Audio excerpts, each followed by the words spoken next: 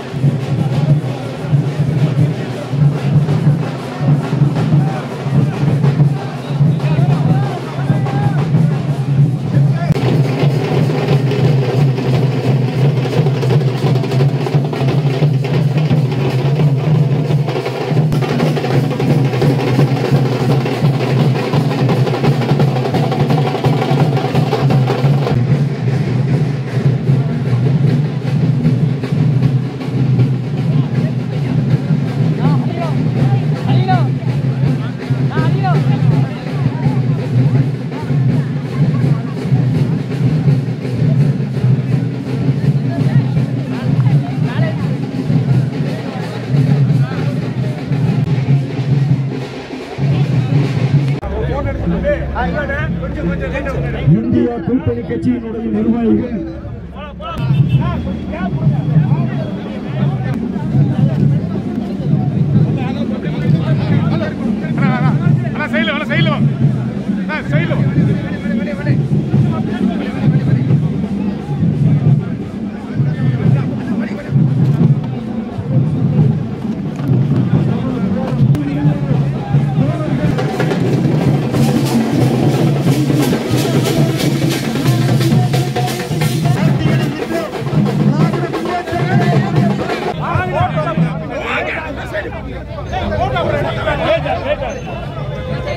தொகுதியுடைய வேட்பாளராக நம்முடைய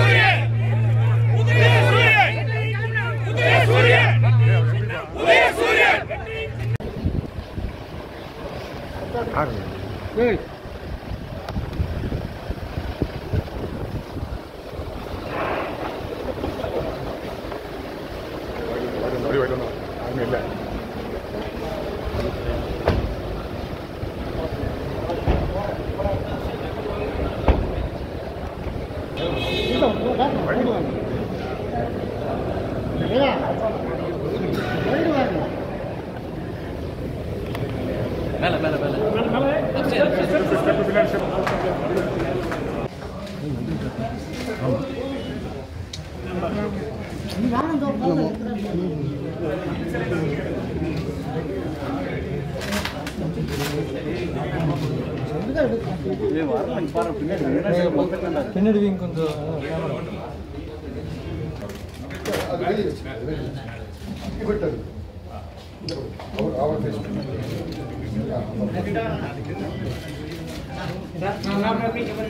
அண்ணா கொஞ்சம் எப்படி வாங்க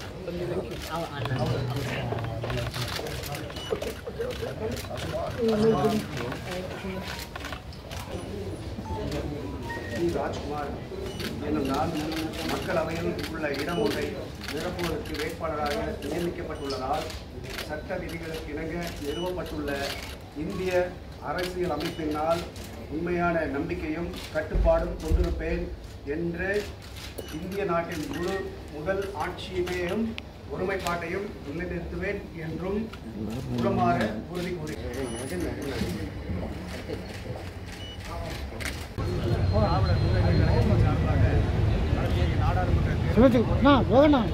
ராஜ்குமார் ஆகிய நான் ஏற்பாடு தாக்கல் அறிவிக்கப்பட்ட திட்டங்களாலும் அறிவிக்காமல் செய்து பல நல்ல திட்டங்களாலும் நாங்கள் அந்த சாதனைகளை போட்டு கேட்கிறோம். இந்த களம் சாதகமாக இருக்கிறது. நேரடி நிறுவனங்கள் நாங்கள் என்ன செய்தோம் என்று மக்களுக்கு என்ன செய்ய போகிறோம் என்று நாங்கள் சொல்லியிருக்கிறோம். வாக்கு வித்தியாசத்திலே நாங்கள் கண்டிப்பாக வெற்றி பெறுவோம் என்று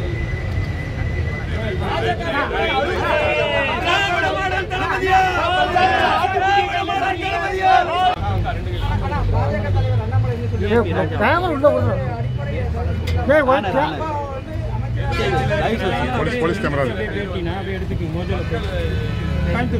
சொல்ற விஷயங்கள் எல்லாம் மக்கள் காது கொடுத்து கேட்கறது இல்லை.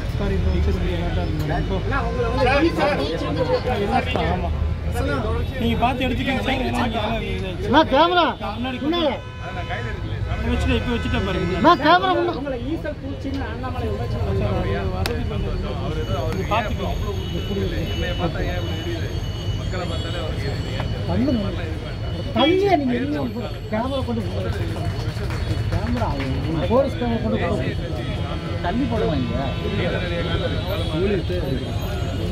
வாஜ்பாய் போன்ற மகத்தான மாமனிதர்களுக்கு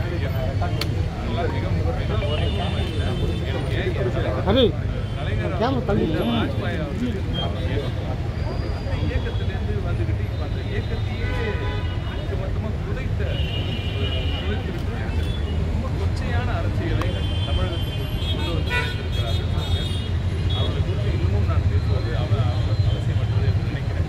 ஆனால் தமிழகத்தின் இந்த அற்புதமான தமிழகம் ஜனநாயகம் செழிக்க வேண்டும், அதை பாதுகாக்க வேண்டும் என்று ஒவ்வொரு நாளும் ஜனநாயகத்தை கட்டி காத்து மாண்புமிகு திராவிட நாயகம் தமிழ்நாடு முதல்வர் அவர்கள் நல்லாட்சி மீறி தேர்தல் காலத்தில் எதிரணியினர் இதனால் மாற்றி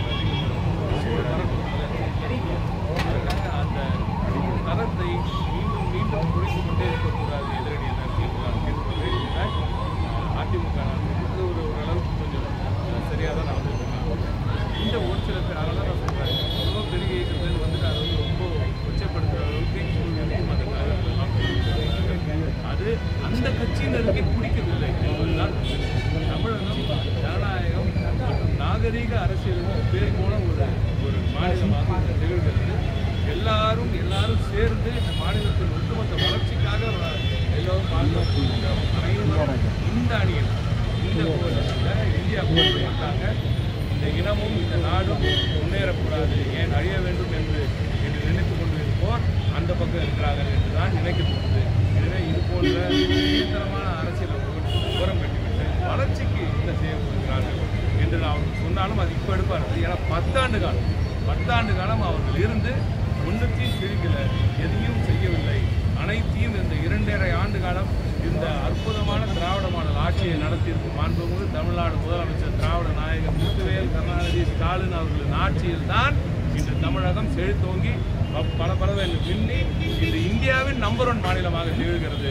எனவே இங்கு மாநிலத்திலும் அங்கே ஒன்றியத்திலும் இந்தியா ஆட்சி, இந்தியா கூட்டணி இப்பொழுது அமைய அந்த சூழ்நிலை வந்திருக்கிறது. மகத்தான வளர்ச்சி தமிழகத்துக்கு காத்திருக்கிறது. இந்த கோவைக்கு நீங்கள் பார்த்துக்கிட்டே இருங்க, எப்படிப்பட்ட மகத்தான வளர்ச்சி வரப்போகிறது என்று. நீங்கள் இன்னும் 6 மாதத்தில் இன்னும் பல ஒரு 3 வருஷத்திலே எக்கச்சக்கமான வளர்ச்சி திட்டங்களை கொண்டு கொடுக்கிறார். ஆனால் கோவைக்கு அடுத்த கட்ட ஒரு நகர்வு, மிக சிறப்பான ஒரு நகர்வு இருக்கிறது. அது தேர்தல் கிட்ட வர நாங்கள் அதெல்லாம்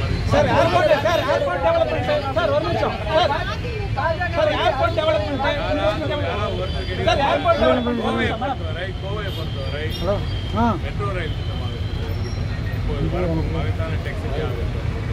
ஏன் மிக முக்கியமான 10 ஆண்டு காலமாக அதிமுகவும் பாஜகவும் கிடப்பில் போட்ட ஏர்போர்ட் எக்ஸ்பிரஸ் ஆகட்டும், அதை அனைத்தும் செய்தது திராவிட முன்னேற்ற கழகம் தான்.